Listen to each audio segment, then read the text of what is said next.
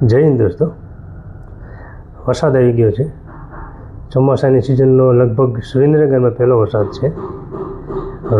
દર વર્ષની જેમ હું જ્યાં મારી ઓફિસ છે એ આમ તો પોશ વિસ્તાર કહી શકાય, પણ કદાચ સુરેન્દ્રનગરમાં ખરાબમાં ખરાબ રસ્તામાંથી એક રસ્તો હોઈ શકે. તો મને ઘણા સમયથી એવું થાય છે કે શું સર્કિટમાં આ લોકો કાંઈ કામ કરતા જ નહીં હોય, ખાસ કરીને સરકાર અથવા પ્રશાસન આપણે જે ગણીએ. હવે તો મહાનગરપાલિકા થયું છે, જોઈએ શું થાય. પણ મને એક એવો પ્રશ્ન થયો કે શું હકીકતમાં કાંઈ કામ કરતા નથી બધા.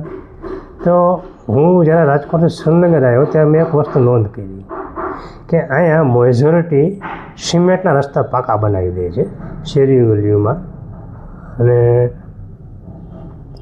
લગભગ એવરેજ 100 મીટરથી 150 મીટરના શેરી ગલી હોય છે.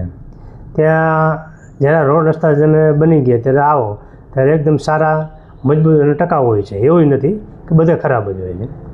અને બીજા ત્રીજા દિવસે તમે આવશો ને એટલે 100 મીટરના એવરેજ રસ્તામાં 3 થી 4 બમ્પ હોય, અને બમ્પરે ક્યાં સિમેન્ટના પાકા અને એકદમ ઢોળાવવાળા. જો તમે સાયકલ લઈને જાઓ ને તોય તમારે કેડના ઝાટકા લાગી જાય. તમારે ન છૂટકે હાવ ધીમી ગાડી ઉપાડવી પડે. હવે ભલે રીઝન જે કાંઈ હોય, પણ એક પ્રશ્ન એવો થાય કે જો તમે રોજબરોજની જિંદગીમાં આવા રસ્તાથી ટેવાઈ ગયા હો તો વર્ષે વરસાદના કારણે તમારા રોડ રસ્તા થોડાક ખરાબ થાય તો એનાથી તમને શું ફેર પડે કે મને શું ફેર પડે? તમને સારા રસ્તા આપ્યા છે એના તમે ઢોળાવવાળા અથવા બગાડી નાખો તો આ તો એક વસ્તુ કુદરતી વસ્તુ છે, બરાબર? તો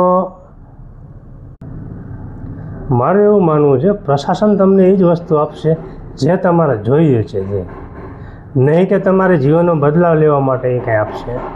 તો થોડીક મેન્ટાલિટી આપણે પણ સુધારવી પડે, શું વસ્તુ છે અને એનો ઉપયોગ કેવી રીતે કરવો, તો તમને સરકાર અને પ્રશાસન કંઈક સારું આપે જો તમારે જોઈતું હોય તો. મારો આ અભિપ્રાય છે, તમારે શું માનવું છે? ધન્યવાદ.